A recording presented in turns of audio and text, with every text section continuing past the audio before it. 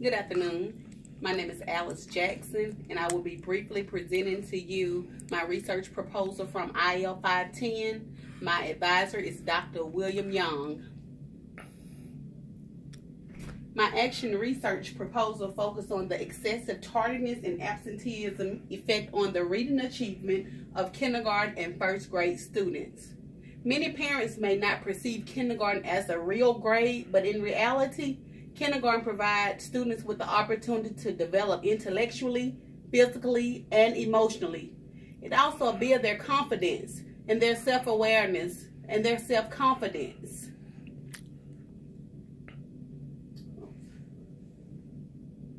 The problem statement here: the kindergarten and first grade students at Clark Elementary are absent or tardy excessively. These students are missing significant amounts of instructional time. If our students are not there, they're not learning, and they're missing the skills that are much needed. Also, the purpose of this action research is to determine if the implementation of an attendance monitoring team will reduce the amount of tardiness and absenteeism in the kindergarten and first grade students. My hypothesis: through the implementation of the attendance monitoring team, the students will either achieve where they need to be on their DIBELS testing, or if it's not successful, they will not show any academic improvement on their DIBELS testing. And our attendance monitoring team, it includes the principal, the school counselor, the school secretary, and an instructional assistant. And what will happen here, here it is. What will happen is the students, the teachers in kindergarten and first grade, they will complete a weekly attendance report for those students that have either 3 excessive unexcused tardies or 3 unexcused absences. And from that attendance report, I will contact the parent and discuss the absentees or the tardies with the parent to see if there's anything that the school can do to alleviate that problem so that the students are there and they are learning. And there are procedures that will be set in place upon initiating this particular project. What I did was met with the teachers, and I explained to them the process that will be taken. With the very first tardy or the very first unexcused absence, the teacher will contact the parent, and they will also discuss it with the student. Once the child has reached 3 unexcused tardies or 3 unexcused absences, the parent will be contacted to come in to a conference with the teacher and see, what problems they may have. If they reach 4 unexcused tardies or absences, they will be conferencing with the principal. After that, if they receive 5 unexcused tardies or absences, the principal would then refer the parent to the truant officer. And from there, the truant officer will contact the parent, and they will refer the parent and the child to teen court. Once the child has reached the 8th unexcused tardy or absence, they will be referred to the judge. They will go to truancy court. Okay? And right here is just some truancy procedures. This is what I did to give to the teachers so they would know those procedures that I just went over, so they'll know how to handle the unexcused tardies and absences. And something that we did to try to eliminate the excessive tardies and absences, we did incentives for the students, those students that had perfect attendance for that 9 week. We allowed them to go on field trips. We allowed them to receive what we call Tiger Bucks. And Tiger Bucks, they approved them to go on, like, say for instance, they can go to a school dance. They can shadow the principal for a day. They can bring their own device to school, things like that, things to motivate the students. And also we gave out gift cards and gift certificates that were donated by restaurants.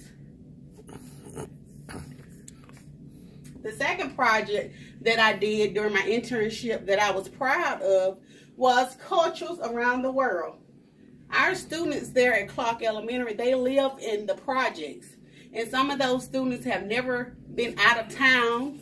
They don't know about any other cultures. So what we did, I, along with some of the teachers, came up with a way to introduce them to other cultures. And what we came up with was, we met with the parents and we portrayed the idea of doing a literacy night where each grade level would choose a culture, and they had until September through May. They can pick a month, whichever month they wanted to pick, and they can do their culture. And what we found, in addition to telling the students about other cultures, we implemented a writing piece in there where the students had to write an essay. And in that essay, once all the students wrote their essay, we chose the top 3 students to present that night, and it was open to the community. And the Alabama standards that I addressed for both projects, the implementation of the reducing the tardies and absentees, and the culture around the world, from standard 1, the vision and mission. Every instructional leader should have a vision and mission for their organization. And in order to have a vision and a mission, they have to have input from all stakeholders. So it was important to get outside opinions from the parents and stakeholders through this. We did surveys. We held meetings to get the input on things that were going on at the school and things that they wanted to see changed. From standard 2, instructional capacity. If our students are not at school, they can't learn. So we did everything we could to have the students at school. Anything we could work out with the parents. If they needed transportation, whatever the need may be, we did that so that our students could be at school and they don't miss instructional time. All right, standard 5, community of care for students.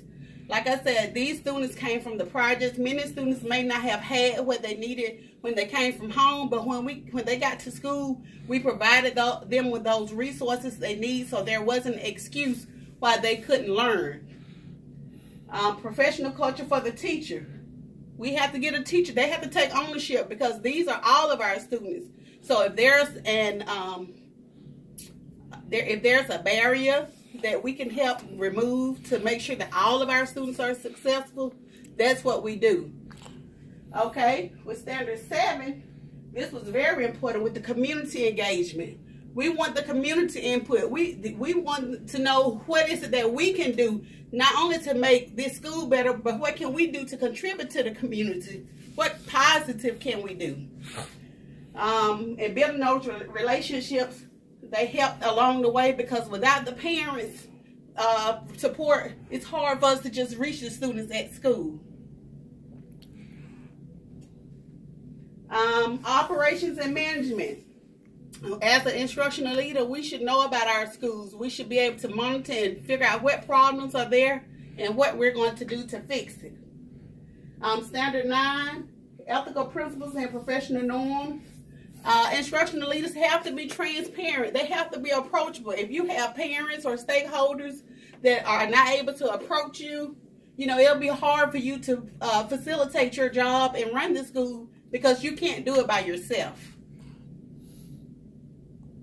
Standard 10, equity and cultural responsiveness. We need to make sure our students are aware of other cultures. Just because they're not there or you don't have other cultures in your school, introduce them to that, so when they go out into the world, they will have a gist of it. They can be familiar with it. Continuous school improvement. That is very important, because